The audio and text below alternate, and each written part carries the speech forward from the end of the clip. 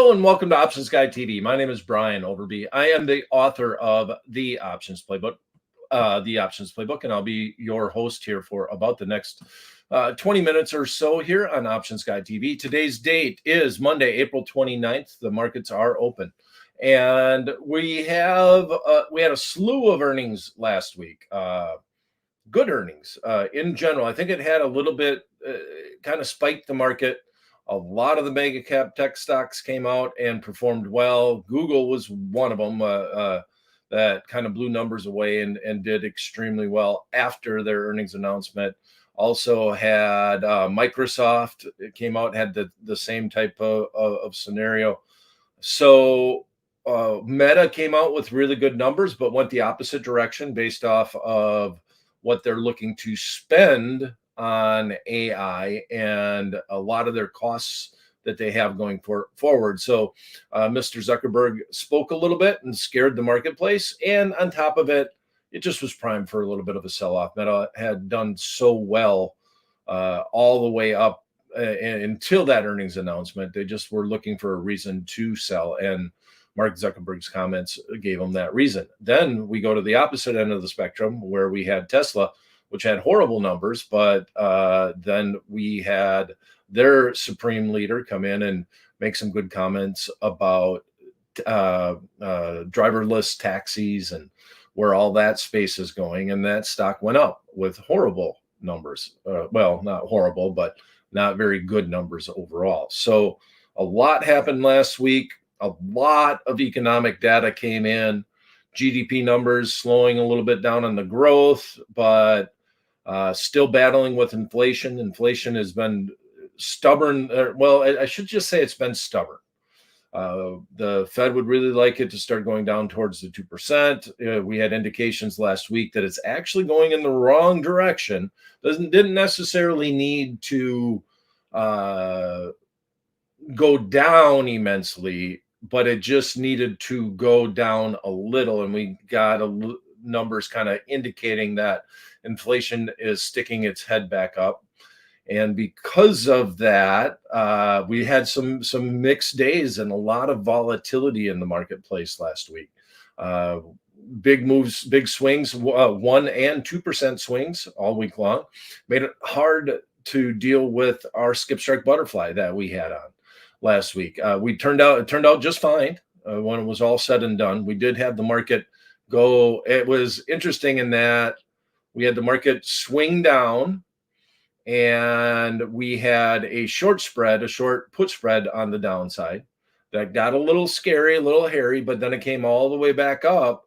And then we had the risk on the upside, but you had that opportunity to get out of the trade, and the trade actually worked out.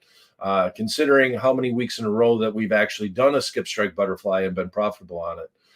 Last week was the most painful experience that we had, but the trade still worked out by the end of the week. By the end of the week on Friday, if you would have got out at Friday morning before we had the big run up in the market, and right now we still have the strength in the market. We're looking at the S&P 500 index at 5112. We got the VIX that came down finally below the 15% level. So the VIX is still staying elevated, still showing some nervousness in the marketplace, but we did have it come off from 18 all the way down to the 15 level. And today we see it at 1497, down just a smidge. Well, we got the market up just a smidge. Okay, so big stock that's going to be announcing is Amazon, and Amazon's going to announce tomorrow after the close. And this is the first time, and I mentioned this last week, that Amazon's actually not announcing on a Thursday. They're announcing on a Tuesday. So our paper trade for the week is going to be in Amazon. We could look at a skip strike butterfly in the SPX, but if anything, I think I'd lean towards doing the bull call spread this week. I'm feeling a little bit more bullish in general. We see the Russell 2000 index is actually up again today, and that's been a very volatile index. We were thinking about doing a long straddle in the Russell 2000, but we laid down until the urge went away, mainly because we had once it was kind of understood that at the next Fed meeting, well, I should say the June Fed meeting, that we're not going to have a decrease in interest rates. That really hurt the small caps, and the small caps are reacting to the futures, if you will, for lack of a better indicator, and the probability of that rate cut. And if the rate cut comes, the marketplace is thinking that the Russell 2000 stocks are going to go up, and if the rate cut does not come, they think it's going to go down. So that index seems to really be uh, swinging based off of that market outlook, if you will. So I want to do the one trade in Amazon, and then we'll look at this week. We'll change it up a little bit in the SPX, and we'll do the long call spread, and we're going to do it right around an at the money option contract, and we'll make an adjustment into a butterfly if we need to do that. And that will be our strategy for this week in the S&P 500 index, that weekly trade that we normally do in that index. Okay, so right now we have Amazon trading at 180 exactly. The expiration is on Friday, which would be May 3rd, which is 4 days away. So 4 trading days. Now, I usually like, if you're looking at Amazon, that announces on a Thursday, because then you just have your option contracts live for 1 day and that is it. And all that implied volatility and time premium gets sucked out of those option contracts, and you're getting out of that position 1 day after that announcement. Now, they're announcing tomorrow. Usually you would set up something the day of their earnings announcement, but we're doing the show, not necessarily taping it. We're doing the show live on a Monday with live markets. So we're going to set up our trade based off of the markets that we have today, but you'd take the same concepts and you would apply them to tomorrow's trade. So we're going to look at where the expected move is. If Amazon's at 180, if we bought the 180 strike call, let's run into the screen. If we bought the 180 strike call and we bought the 180 strike put, we would be looking at, we're going to round it off to about $14. It's around $14.30 right at the midpoint. We're going to say $14. It's not an exact science, but that means that let's just put it in there. Let's do it. Let's buy and buy. Midpoint is now 14.50. So if you buy the most at the money call and the most at the money put, this will give you what the market is anticipating the move to be by the end of the week. Now, all that is an over under is the best way to do it in the betting terminology, in that the market is thinking $14.50 is a viable move by this Friday. And if you don't think it would move that much in either direction, remember there's no regard to direction, then you would be a seller of the long straddle. If you think it's going to move more, you would be a buyer of the long straddle. So that's what a lot of people will use, and you'll hear this a lot. A lot of the pundits on the financial networks will say Amazon's expected to move around 14 points after earnings, or they'll name it on a percentage basis. But that's simply just using the information from the options marketplace, and that's how they come to that conclusion. So a 1 standard deviation move is usually more than that. So a 14-point move on the upside would be from 180 would be 194. So we're looking right here at the 195 strike. And what you're saying is that that's a possible move. Now, if you look at the expected move, which is a little bit further out, right up around the 200 level, and that's kind of tough. It's somewhere in between there, because we're looking at a delta right around 16 would be a 1 standard deviation move. But inside the Trade Hawk option chains, we highlight where a 1 standard deviation move is at. And also we do that on the downside. So a little bit less likely move on a probability basis is a 1 standard deviation move. So if we're looking at this trade and we're thinking about a potential move on the underlying stock, I'm thinking I might do something a little different. We've been doing a lot of butterflies and a lot of skip strike butterflies, but I'm actually thinking about, and let's move out. and do this trade. And we're going to try to get it done for my issue is I'm having a tough time finding a net credit to the account. So let's zoom out a little bit here. Let's zoom out on the screen. There we go. And let's pull up the options playbook. And by the way, while I'm doing this, if you have any questions and you are on the YouTube platform, or we're now streaming live on x.com, you can put those questions in the chat box, and we'll try to address them during the show. We're very happy to do that along the way. So now let me say this. This is Options Guide TV. We're looking at taking all the different strategies that we have available, all the option strategies, which you can find them right under the categories tab, option strategies, and find different scenarios where they might play out. Last week we looked at Meta. We just did a long call spread, and that one did not work out for us. We were bullish on Meta on our trade, and we did a 50-50 bet. We straddled the underlying stock. We paid $2.40 for a 5-point wide spread. So the upside was $2.60. And that was going to happen. Either you're going to lose that money or you're going to make that money. It was a one-day trade. Well, they announced on a Wednesday, then you had Thursday and Friday. But that trade didn't work out because, as I said, Meta got beat up. It was one of the Meg 7 that got destroyed last week, and it was all just about the comments and the forecasting, had nothing to do with their actual earnings. So I want to try to do a back spread with calls here. Now, here is the trade inside the options playbook, and generally we're going to sell a call at strike A, and we're going to buy 2 calls at strike B. We're going to look at an expected move above right around strike B. We need this range to be within the 1 standard deviation move. If we get it done for a net credit where we can sell this 1 call, strike A, to pay for 2 calls at strike B, if we do that, well, excuse me, well, if we do that, then you'll see here on inside the options playbook that from strike A on down, we're profitable. So the stock's going to be somewhere around strike A. We're going to be selling that option contract to buy 2 of strike B. And this is a very speculative trade, okay? And I actually don't mind doing this on the day before because something will happen. In other words, you're probably going to get some movement on the stock and might add a little bit of volatility going into the earnings. And so I don't mind it. I would normally set it up on the day of the earnings, but let's look at this. We're going to come back on Wednesday, and we're going to see how the earnings played out. And then we will look exactly how this trade did. So this is 100% a paper trade. It's a very speculative trade. It's my first time doing it on around earnings on a big stock.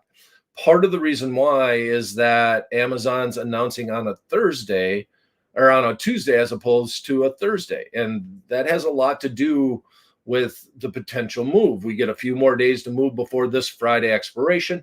And as a matter of fact, we might even go out to the next Friday expiration by setting up this back spread with calls. So let's do that. Let's take this position, and we're going to run back out, and we're going to look to set something up that's going to look like this once we get to the what if calculator. So let's go back to the TradeHawk software, and that's going to be our trade, our paper trade, our speculative paper trade around the earnings report. And we'll learn a lot about how the options are moving. So we're still at 1450. Still want to make this feasible to be able to get this done for a net credit to the account. So let's go $5 will be let's sell this option contract. $5. And then we gotta go 6. Buy 2 of these. Okay. So let's start with this one. All right, we're going to start with the 182.50. That's $6. Now, literally, we just want to be able to sell 2 of these to be able to pay for the 1 option contract that we bought or that we sold. So if we sell this at $6.10, we need to go to the 10-point high level, 192.50, and we're going to sell or buy 2 of these. So let's flip the script here. Sell 192.50. We're going to buy these two, and we're getting this done for a net credit of $1 to the account. Now, we have 4 days of trading. Implied volatility kind of hurts. So if we land, this is a very speculative trade, but I do want to work through this. If we land right around 192.50 and you just ride it all the way to that Friday expiration, you receive the stupid award. And you definitely receive that award because you let this thing go against you hard. And right at 192.50, your risk is literally $1,000. But the odds of losing that is very, very hard, right? It's hard to lose this on a 1-by-2 basis because that means you rode it all the way to the Friday expiration. You went out right at 192.50. You really aren't doing this unless you think you can get up to the 200 level. Right in this range is where this becomes profitable. If it goes this direction and it goes down, you can make the dollar. So the max loss is 1,000 minus the net credit received, which is $1 right now. We're going to call it $1 if we can fill it at that midpoint. And if the market goes down, we make the dollar with $1,000 margin requirement. If the market goes up, if it skyrockets and it takes off and it does more than a standard deviation move on the upside, well, then we knocked it out of the park. But we just want to make sure that if the market kind of opens tomorrow right around the 192 level, well, then we just want to get out of the trade. We want to close it, and we'll look at how the profit and loss graph works, realizing that implied volatility is going to come in. Very speculative trade, an interesting trade, though, nonetheless. So let's look at the what if on this scenario. If I can get this to move. Oh, let's go back to that's what I got to do. I didn't send it there. So send to what if. Okay, and so this is what it looks like to start with. And let me zoom down a little bit. So very interesting graph to start. Now, realize implied volatilities are high because we're going to announce earnings. We're trading at the 180 level right here. So to start with, our profit and loss graph is this green line. So there's not a lot of risk as of today. You're doing it for a net credit of $1. And you'll see the green line is almost, here's the zero line. And the green line is almost all above the fold. There's really not anywhere where we're really losing money on this trade. Now, as that earnings announcement comes in, implied volatility is going to come down. And time decay is going to start to erode. So I'm going to grab the calculator. Right now, we are on the 29th. We're going to fast forward. Tuesday's when they're going to announce. Let's go all the way to Thursday. Okay. Now it's going to be 11 o'clock on Thursday. And now the line gets a little scary, right? So this is the flipped, well, not quite skip strike butterfly, but fairly simple scenario there where we are doing this for a net credit of $1. It starts to hurt us as expiration approaches. Now we go one more day, and this will be Friday at noontime or at 11 o'clock. And now it's starting to morph into exactly what the profit and loss graph looks like. Okay, so here's the moral to my story.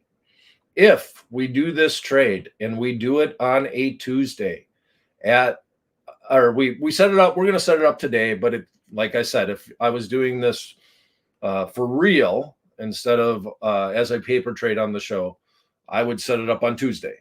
Okay. But if you click on Tuesday, this is where the trade is at. I don't know what happened there.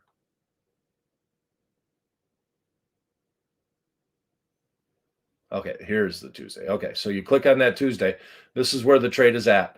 So then tomorrow on Wednesday, after the announcement,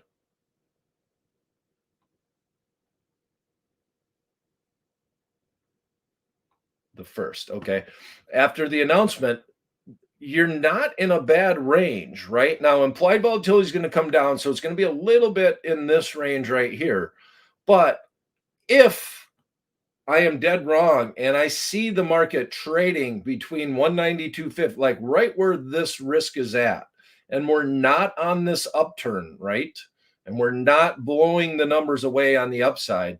If I'm anywhere in this range, I'm just going to get out. I don't want to mess with it. I don't want to get that maximum risk. It's not going to hurt that bad. If you look at right here with implied volatility, you're down about $100 on that trade. Let's bring in implied volatility, and maybe you're down $200 on the trade. Let's say implied volatility gets cut in half. You're probably maybe looking at down $200, but you still got 3 full days worth of trading. You still got all day or most of the day on Wednesday, because we're looking at 11 o'clock here on our what if calculator, and then you got all day Thursday, and then you got all day Friday. So you get to see what happens after earnings. If we don't blow it away and go closer to the expected move, well, to the upside or the downside. If we go to the downside, no problem. We're going to make a buck on the trade, and that's 10% on $1,000, $100 on $1,000. If we're $1 on $10, right? If you want to look at just the premium or the price. So it's an interesting trade, and I don't think a lot of people think of it. It's interesting if you manage the trade and if you want to hold on to the trade. There's the chance of hitting the home run is slim, but it is possible. Now, if we would have did this trade in Meta on the bear side of things, right, where if they were right on the upside, we would have made a small amount, but on the downside, it definitely made more than an expected move to the downside after a good, solid earnings report. So this is one of these trades that if you're trading them around earnings, you got to keep it in your back mind. You want to think about, if I'm looking at setting up a butterfly, for example, and it's just not working out, I might think about doing the opposite. Instead of trying to target a spot where I think it's going to stop, let's just do something where we see a lot of volatility. And I don't like buying long straddles around earnings. That's a tough trade to try to win with the volatility crunch. So this is an alternative to me, to somebody that wants to do a long straddle. It doesn't quite have as much upside, but you're looking for the big move, but you got to get it right in the one direction. And if you get the big move in one direction, well, then this trade can pay out. All right. So if you have any comments and you're on the YouTube platform, or if you're in x.com, please put them in the chat box, and I'll try to address them for the trade. But this is going to be our official paper trade for Amazon's earnings, going into their earnings report on Tuesday after the close. Now, last week we struggled a little bit. The skip strike butterfly kind of hurt because there was so much volatility in the marketplace, and it was actual volatility. The VIX actually came off a little bit. It was up around the 18% level and came back down.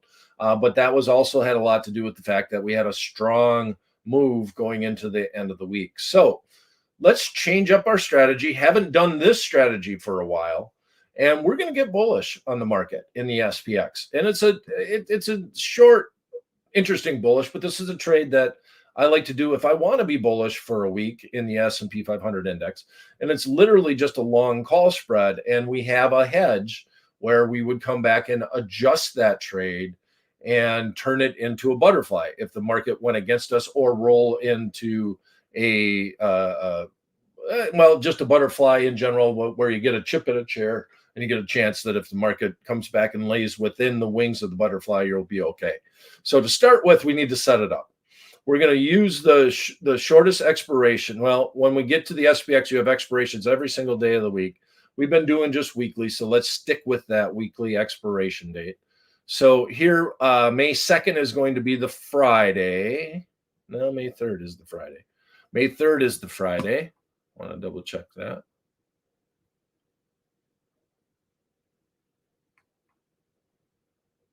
Yep. So May 3rd is the Friday, 4 days away. We're going to use that option contract. Make sure it says May 3rd. And we will be selling the most at the money option. So we are at 51.12. So we're going to sell the 51.10. I don't want to sell the 51.15. And we're going to go right here. Now, you can do it one of two ways. You'll have less risk to start. If you want to just do it 5 points wide, that's okay. And that will be a less dollar amount to start with. We're looking at $2.80. We just need the market to stay where it's at or continue higher. And then this trade would be profitable. You have a 5 point wide trade for $2.80. So you take 5 minus 285 and you have $2.15 worth of upside. Now, realize that the market is above where this strike is right now. So that means that you're taking all the time value out of the trade. We're selling more time premium, and we look at extrinsic value here. We're selling the $38 worth of time premium, and we're buying $36 worth of time premium. So this is more intrinsic value than time value. And if we do the trade that way, then that means that if the market stays where it's at or continues on up, this trade would be profitable. Now, if the market goes on down, what we'll do is we'll sell this into a butterfly trade and then hope that the market actually comes back and lands within the range. So right now we're looking at $2.85. We would look to roll into the butterfly if our short spread was trading somewhere around $1.50. We're going to give ourselves a little bit of risk on that trade. If we did the butterfly right now, let me set this up. We sold the 185. So if we bought, we need to sell one more of these. And if we bought one of these, this would be a very cheap butterfly, 15-cent net debit at the midpoint. So it would be a fairly expensive butterfly, but it's only going to be 10 points wide if we roll into the trade. So the way that I think about when I want to do that trade is if the market goes down, let's say 1%, 40 points or so, or somewhere between 0.5% and 1%. And that happens Tuesday or Wednesday. That's where you'd be looking to adjust the trade. If we were completely wrong on our forecast, then what we'd be doing is removing this leg, the 505 leg. Okay, let me remove that. And removing one of these. And right now, that is selling for a $2.80 net credit to the account and the midpoint, $2.80.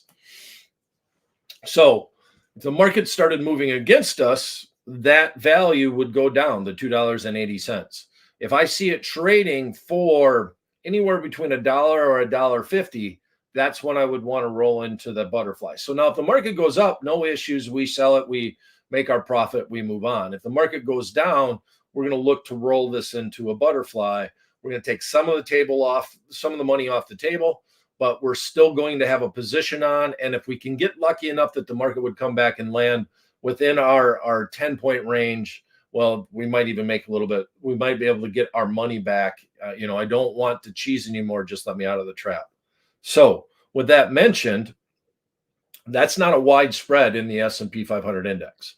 So we're doing this trade. You'd have a $2.80 net credit. If the market stays where it's at or goes higher, you're looking to make, in our instance, it was $2.15. Market goes down, we adjust the trade. We would look at the adjustment. So you could start, and I personally would start going a little bit wider, but that means you got more upfront risk to do the trade. So to start with, I would look at buying this one and selling that one. Now, that means that you got $5.80 worth of risk to try to make $10 on the account. And then the actual butterfly that you would be rolling into is you would sell that, and then you would buy this one. And now it's right now a 45-cent butterfly, but it just gives you a little bit more room if you're wrong for the marketplace to try to make it back to you. Now, in my mind and on Options Guide TV, I'm going to start with the lower risk trade. So if you're literally doing a 1-by-1 contract, here's where we're going to start. And this is going to be our official paper trade in our SPX option contracts. We've done this strategy before. This isn't the first time that we've done it. Back in November, when we wanted to get bullish on the marketplace, we did this strategy a few times. So right now the market said, oh, perfect. 50, we'd like it to be right at the money, but 51.1091's close enough. And we're going to sell this, and we'll say 275. I think 275 is fair. we're jumping around. And that's where we would try to execute this trade at. That's where I put that limit order in. And that's it.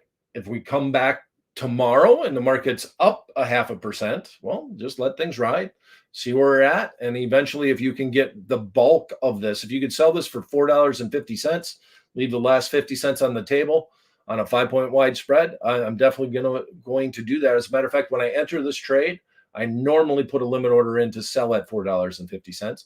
And if I can get out at that price, that's great. On the downside, I don't have any orders in because I want to look at where that net credit is on our roll. And we're going to make one adjustment on the trade. If it works out, it works out. If it doesn't, it doesn't. But this is where I would be a little bit more bullish on the marketplace going into next week. Had solid earnings this week. See where we end up that next week. So we got 2 paper trades this week. It's going to be busy.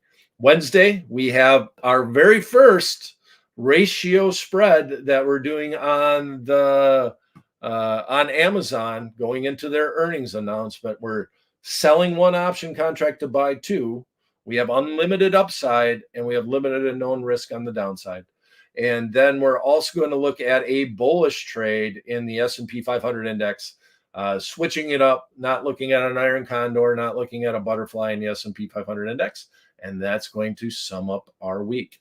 And next Wednesday, this coming up Wednesday, I should say, I will be actually at the Options Industry Council in Asheville, North Carolina. So I'll be doing it from the road, but I will definitely be watching these trades. And I will talk to you Wednesday at 11 a.m. Eastern time. Please check us out on Twitter if you can. We're trying to get more and more venues that you can watch Options Guy TV. Please be as interactive as possible. I don't see any comments on this, but we want the show to be interactive. And if you have any questions about options, please put them out there. Thanks for coming, everyone. If you're on the YouTube platform, please click subscribe and ring the bell so you get all the alerts. And we'll see you this Wednesday for the next edition of Options Guide TV. Thanks for stopping in.